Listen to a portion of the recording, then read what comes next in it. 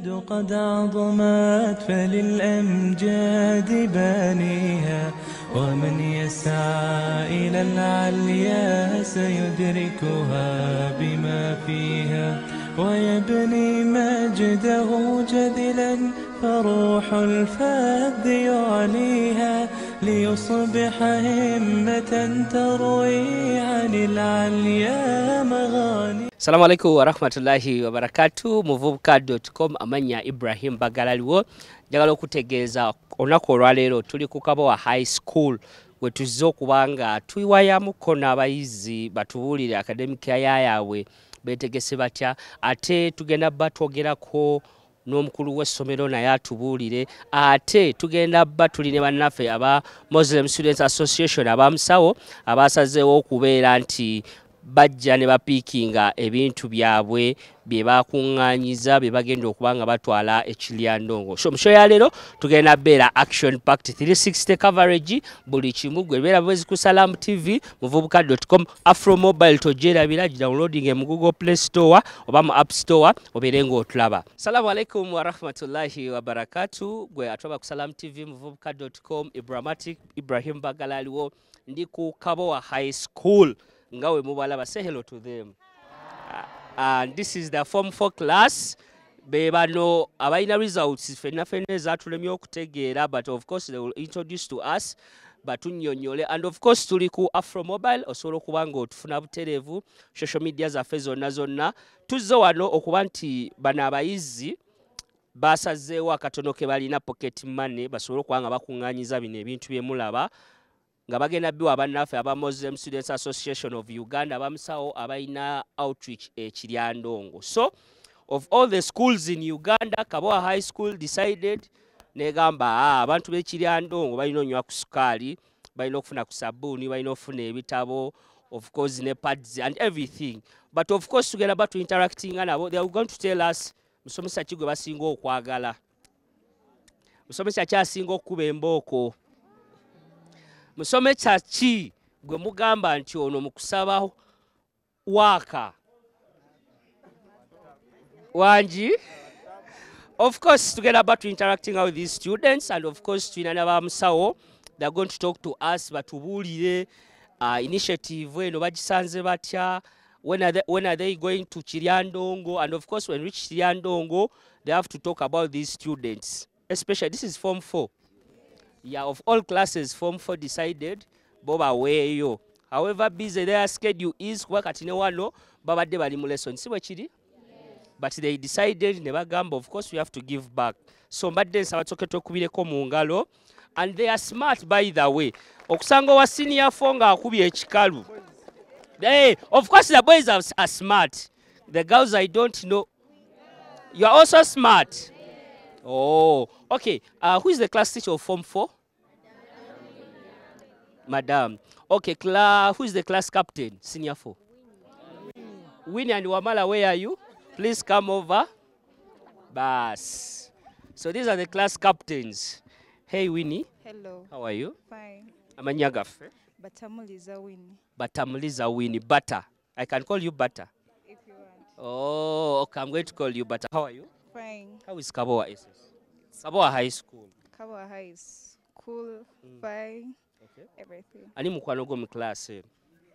Naomi. Niki? Naomi. Naomi. And who is your enemy in this class? I don't have. Okay. You are the school. You are the class captain. Yeah. Ebintu bino mwenga mwe mwakoze mutyo okuba nti mubikuŋŋaanya and you decide to give back to Kiryandongo people. We went. Okay, we had to talk to them first, then ask them. Okay. Then we had to go to the dormitories, pass by, then ask them if they gave out willingly. Okay. You bring Whatever whatever you have. You bring whatever you have willingly. Okay. The books, pens, sugar, whatever they could. They can. Yeah. Oh, okay. And the boy? Where's the boy? Bas, Mr. Wamala. He calls himself Mr. Wamala. And Bangambie, Senior 4, you have nicknames for teachers.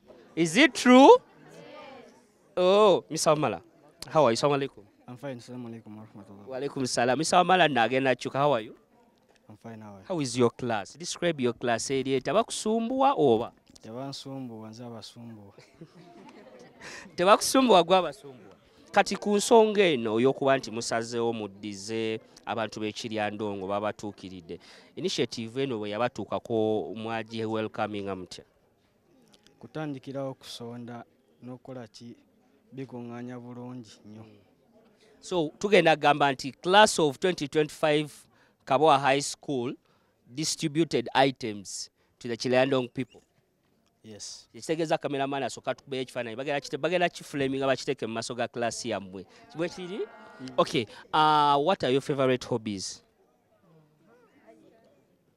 Ki ky'osinga okwagala, ky'osinga okukola? Kyosinga okukola art. Art. Okuba art. Sasoma bino bisobola okuwa omulimu n'okuba art kuno kwonna. Ku bano bonna bonna fesiyani gy'osobola okuba. Adama, who is Adama? Bote osazeewo kivuga ssebo. Bwe munadda mu kirasi gwe n'Adama muneesootinga. Tansobola. Tansobola. Takusobola. Kale, njagala kubuuza ku ba senior four students. Hello. Hey, How are you? calling you. Esaati zo sizitegedde naye. Za mpira. Soko zinnyonyereza ki? Futsal Association ya mpira ku ssomero kuzanya futsal. Ozanya nawe futsal? Ngezaako bya referee. Abaffe, tunnyonnyole. Bya referee okwata omupiira akasawe kaba katono naye binyuma. Binyuma. So, initiative eno mwenga mmwe mwakoze mutene mukuŋŋanya bino byonna ebintu. So twagenze mu baana mpola mpola ebadde willing, like somebody who was willing and yabadde agaliza abalala, so yabadde no contributing. We are going to have the school shake-out of this school. Atunnyonnyole waba waali atunnyonnyole bano abaana beeyisa batya mu nsonga z'eddiini, because tukimanyi abaana n'esswala kuba kugobagana. Adama Nimbye, how are you, sir? Fine, sir. How is Kabowa High School? Kabowa is great. Kabowa is great. Yeah. Do you have a friend outside Kabowa? No. You don't. All your friends are in Kabowa? Yes. Okay. Tugenda kufuna school shake-out. Omu ku baakuliddemu enteekateeka eno atunnyonnyola atubuulire biki, and of course tugenda tufuna n'abamusawo bennyini nga baaniriza these items bye babawadde insha Allah. Assalamu alaikum warahmatullahi wabarakatuh. Wa alaikum salam warahmatullahi wabarakatuh. Oli ku Salam TV esinga kati bakulaba e Saudi Arabia, bakulaba e Qatar, buli nsi yonna bakulaba. They are going to call you. Do you have a phone? Yeah, They are going to call you bakugambe twakulabye. Ate boogera Luwarabu oba lusobola? inshallah. Osobola otuwamu ka intro wangi Inshallah. tukaleke ka intro. Okay, amanya gaffe? Nandawula Rashida. Nandawula Rashida, school shake-out, Yes. Kabowa High School. Yeah. Twogere ku initiative eno nti Kabowa High School esazeewo abantu b'Ekiryandongo ebeere nga ebawa these items. Oli ayinza obbiraba eyo nga bitono, but abantu b'Ekiryandongo bali appreciative. Era kyemmanyi erinnya n'ebinaali balemye okwogera nti Kabowa. Okay, they will write it. Yeah, they So, have to. send greetings to them obagambe mubasindikidde ebintu bino era babi receiving. I would like to send the greetings to the people of Kiryandongo as the school shake at Kabowa High School. That this is the small we had, so we had to share, because sharing is caring, and a giving heart is a receiving heart. I hope they will appreciate the little we are giving to them. Allahumma amin. Ani agenda otuwaayo edduwa? Bangaye waliwo wano Sheikh tasobola otuwa edduwa amanyi okwogera Oluwarabu. Sheikh, assalamu alaikum. Alaikum salam. Batugambye gwe Arabic class gwabasinga. Si ono. You. Assalamu alaikum. Aliwo. Oh, you. Andakawa. Ne baŋŋambye gwe ekyema ŋŋambye gwe. Assalamu alaikum. Alaikum salam. Amanya gaffe? Nachimuli Husna. Nakimuli Husna. Twagala okubeeyanza. Twagala abazadde abali eyo bagambe nti ebintu bye baba bawadde mwasazeewo mugabireko abantu b'Ekiryandongo. Tomanya mami oba daddy ayinza okwongerayo ebirala because of giving the back. Jangu obatunuulire sembe wano obatunuulire. Batunuulire obagambe.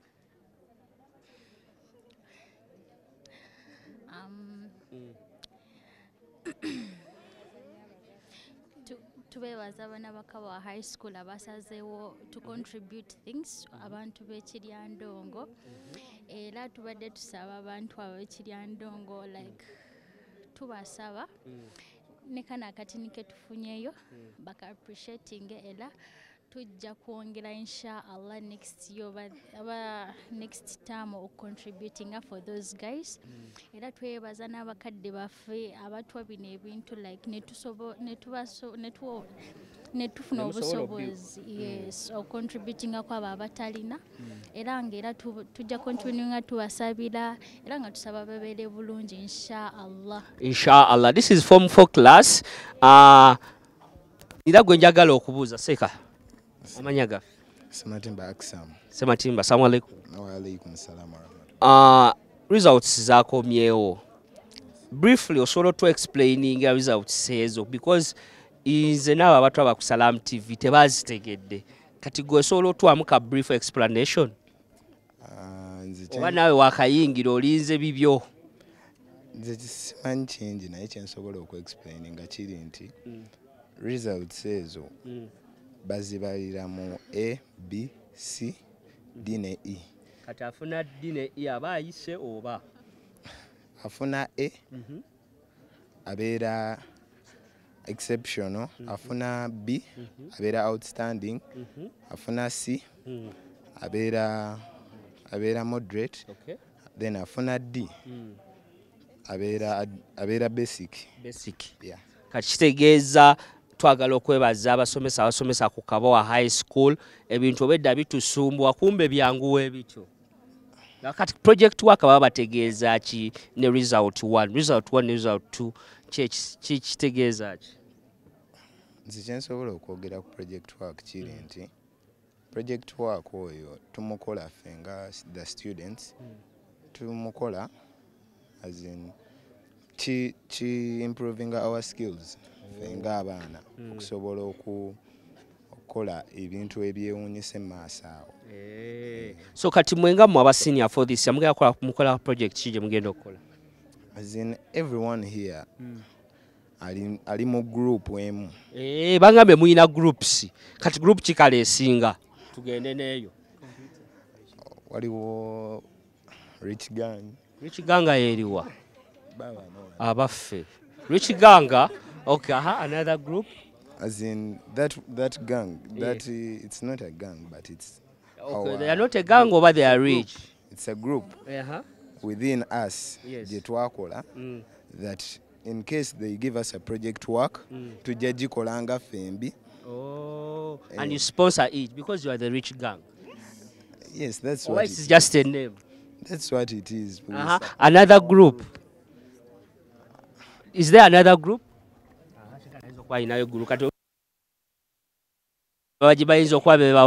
Which group are you? You don't have a group? I have. Which group is it? I'm in the Luganda group. Oh, your Luganda. Abatte bisoko. Which group are you? Entrepreneurship group. Kati wano ya innocent. Bano ba Rich Gang teba innocent. Okay, which group are you? Art group. Kati Rich Gang mwe mwabijjawa. Mwina sente? Olinawo. Seka salamu alaikum mugagga wuno. Oh, seka salamu alaikum. Wa alaikum salam. Kituufu the Rich Gang. You just see the watch. Amanya gaffe? Amanya Muhanji Edward. Okay. Rich Gang. Yes. Because you see the shoe, the watch. Okay. How is Kabowa High School? Kabowa High School isn't bad because of the staff members, the students. Okay. On the non-teaching staff, they aren't bad. They aren't bad. Yes. Who inspires you? Like, who is your role model? In Kabowa High School, I will say that it's Master Kafero, Elias. Okay, who is that teacher that you can't even stand near him? Master Setuba. Oh, Mama Nyabo. Why? Like he had something that he did to you me. Fear him? I'm not fearing him. Just we have our issues. They are the Rich Gang. Okay, Sheikh, assalamu alaikum. Alaikum salam. How are you? I'm fine, how are you? Amanya gaffe? Nanskombi Sandra. Nanskombi. Who is that teacher you can't even stand near him or her? That is Master Kafel Elias. Towedde gwe emboko bage. Okay, who is that? Which subject do you like most? Geography and history. Geography and history. Can I ask you a question in history? Maybe geography. Why did you migrate from where you are to Kabowa High School? I want to get educated. I want to be educated. Our school is a nice environment. Kaboa High School. Look for what? Pastor? Seka first come. Assalamu alaikum. Alaikum salam. How are you? Fine, how are you? Your names? I'm by the names of Shaib Abdul. Shaida Abdul. Why did you migrate from there to here? To also look for no to get to look for good education. Okay. Yeah. How is Kaboa? Kaboa is in good condition. Okay. It's Okay. What do you want to become in future? My name is Pilot Swipe. Pilot Swipe. You want to become a pilot? Yeah. But in Uganda we have 2 aeroplanes. No. Two like this. I will Or drive when one. when you go back. Yeah, when I go back. When you go back and you become a pilot, I want to become your friend. Please don't forget me. I can't forget. And don't forget Salam. But do you have a daughter? Kale tweyanzege tugenda kufuna aba official bamusawo to receive these things. Twagala obebaza. We are still interacting. Mwetemufaayo. Ekibuzo kyambuuziza. We are going to go to the deputy head teacher. We ask him. He will give you. Inshallah. Okitegedde. Ensonga bw'ezo bwe ziri, ensonga bw'ezo kiri. Tuli ku Kabowa High School nga abayizi basazeewo kubanga baddiza eri abantu b'Ekiryandongo nga womanya embeera yonna so basazeewo ne bagamba kabajje eri abamusawo Muslim Students Association babeere nga bagaba ku bintu era wano tulina Sheikh Imam oli ku Salam TV yogerako eri abakulaba. Assalamu alaikum warahmatullahi wabarakatuh. Wa alaikum salam warahmatullahi wabarakatuh. Erinnya lyange nze Musanje Katerega Ibrahim nga nze chairperson wa Muslim Students Association Makindye Division nga ffe abaawomye omutwe mu nteekateeka ya Kiryandongo Outreach twatuukirira Kabowa High School ne tubasaba batukirize okuyitako mbayizi baabwe tubeeko kye tukuŋŋaanya. Tuli basanyufu nti tebatuyiwa tebatugamba nti tuli on short notes batuwa obudde era obudde bwabwe tusobola obulabira mu bintu bye batuwadde. Tusaba twebaza administration n'abayizi bonna olw'ebintu bye batuwadde ku lw'abantu b'Ekiryandongo era tubasuubiza tujja delivery. Okay, we are going to get a teacher. Who is your class teacher? Is she around? Okay, tugenda kufunayo omusomesa naye ajje. Katusiime Master naye ajje asobole okuba nga awaayo ebintu bino inshallah. Seeka abamusawo. Assalamu alaikum wa alaikum salam wa rahmatullah. Erinnya lyange bampita Musa Sawuli Bagatera ndi muyizi ku ssettendekero ly'Ekibuli Islamic University in Uganda nga nkola amateeka mu mwaka gwa kusatu. Nze secretary wa musawo Makindye Division era twatukira Kabowa ku lunaku lwa Monday nekkiriza twogerekere abaana baabwe ku assembly ne tuwa platform esobola okuba nga tubannyonnyola obulungi obuli mu kugaba n'abantu ebizibu bayitamu Ekiryandongo ne basobola kuba nga batuwa omukisa okumba olunaku olw'omukaaga kubanga tukuŋŋaanya ebintu ebyo. Barakallahu fiik. Ofikum baraka. Senior Foz, I was told mwabasooka ku kiyungu. To keep time. Are you sure? Do you keep time? On food, Only. What about others? Others we keep, yeah. Kale, Seeka, abayizi babawadde ebintu bino mu mbeera yonna gwe nga gwe chairperson nsaba oyogereko eri aba Salam TV ne bana abayizi because tebakola but beewaddeyo kuba nti badduukira abantu b'Ekiryandongo of which basetinze example eri abantu abalala.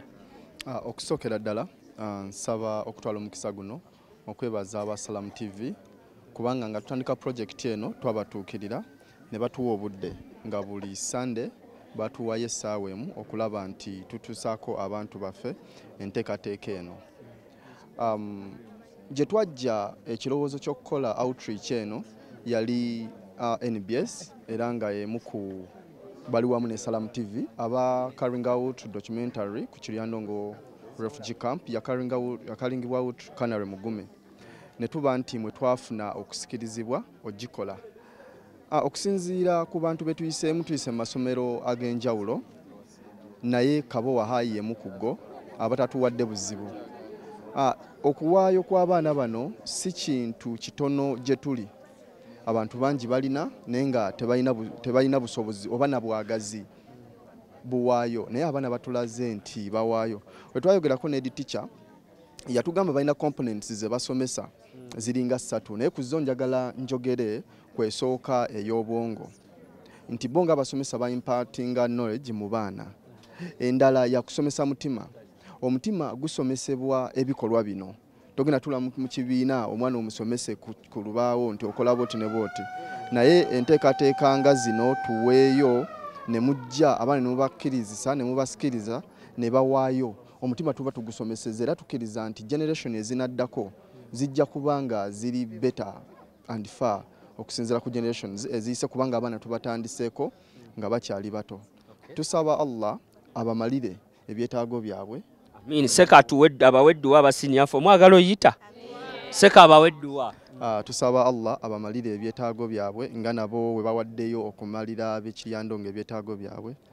Tusaba abawanguze mu bibuuzo. Ate nabanga bamaze ebibuuzo ensi dunia ereme kubafiirira oba bafaaganira. Tusaba Allah awe bazadde baabwe ababasobozesezza okuwaayo ekitono kino abagabirire baleme kulaakinga mbulamu. Tubasaba abo bonna abeerekereza akantu konna ke beerekereza Allah akaseera we katuukanga ajjukire okuwaayo kwabwe kuno nabo abajjirewo emiziziko egibeera gifeesinze obulamu bwabwe. Allahumma amin. Kale tugenda yita school shekati ne cabinet ye yonna they hand over these items nga we tukyali Kabowa High School tugenda gendako ne sinanu batandise oba tebannaba. Ne kati mugenda kucunya abo. Because they are called the bus and banners. Ate mwe babayita batya? Pioneers. Are you the pioneers? We shall see the results. No problem. So, tugenda kubanga this cabinet egenda ba handing over these items. Eri banafu abamusawo. Noza you are part of the musawo because you are also students. Kale, Shekati, ngenda kusaba you hand over these items. Awo kati Shekati mbasi muyita. Wabanga waliwo chairman ayinza onyiiga. Okay, we are going to let us get this. Okay, so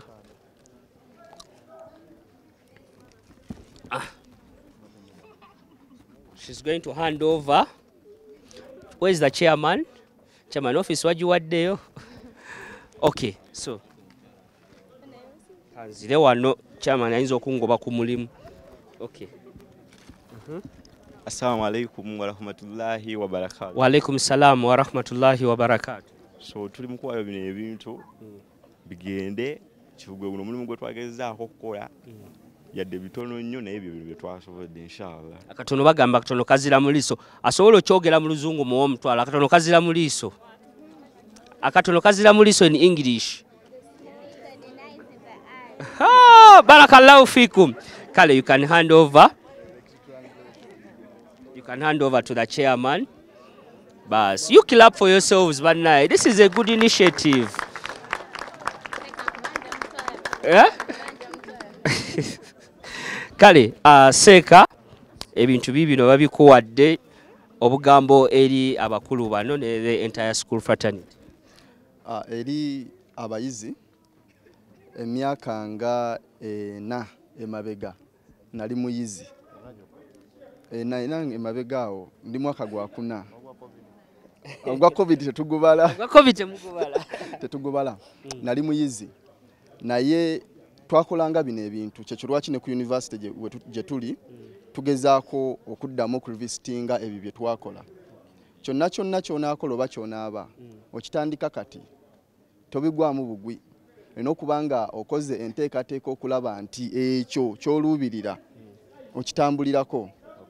Ebyo okusoomozebwa tekuggwaawo, okusoomozebwa mbulamu kubaawo, naye ekikufuula ow'enjawulo kwe kulemerako okulaba nti ebigendererwa byo regardless mu challenges obiremeddeko.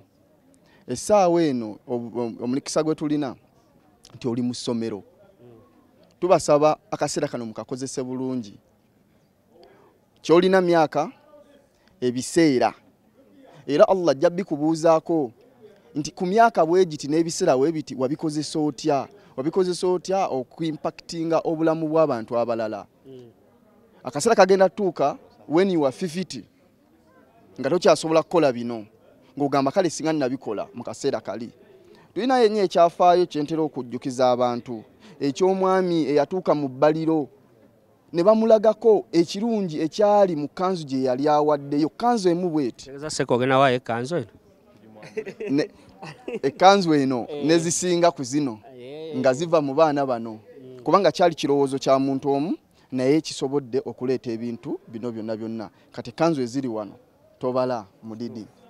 Naye omwami oyo we bamulaga ku balaka ezaali mu kanzu gye yawaayo yasabayo just eddakiika emu. Ya Allah, just 1 minute I go back and I do charity.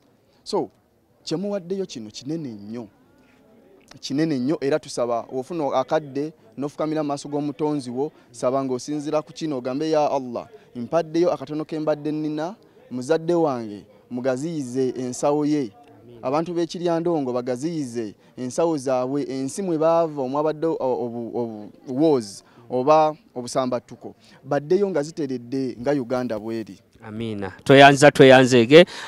Tugenda for a short commercial break. Senior Force ngenda berekereza naye njagala omuntu omwajje abasabireko for this academic year musobola okubanga muyita. Si bwe kiri balemena batema. Kuba muwoza muri mu senior 4 bajja batema mudde mu senior 3. Ani mwagalanya abasabire. Shekati sabira aba senior 4. Within 1 minute. Okay. أعوذ بالله من الشيطان الرجيم بسم الله الرحمن الرحيم الرحمن الرحيم مالك يوم الدين إياك نعبد وإياك نستعين اهدنا الصراط المستقيم صراط الذين أنعمت عليهم غير المغضوب عليهم ولا الضالين. أي الله سبب مالده abakwatireko mu kusoma kwabwe nga naffe bwe twayita nabo bayita biidhni rahman. Assalamu alaikum. Wa alaikum salam wa rahmatullahi wa barakatuh. And from Salam TV to Kabowa High School, Form 4 class, we wish you the best. Tugenda kuja ku premium we promise, inshallah. Tujja kuja, you can come and give us a question. Few minutes. Inshallah tujja gokuwa. Gogusa tukutoleta interview. Kale, assalamu alaikum. Tukatugende for a short commercial break. Tukomeo. قد عظمت فللأمجاد بانيها ومن يسعى إلى العليا سيدركها بما فيها ويبني مجده جذلا فروح الفذ يعليها ليصبح همة تروي عن العليا مغاني.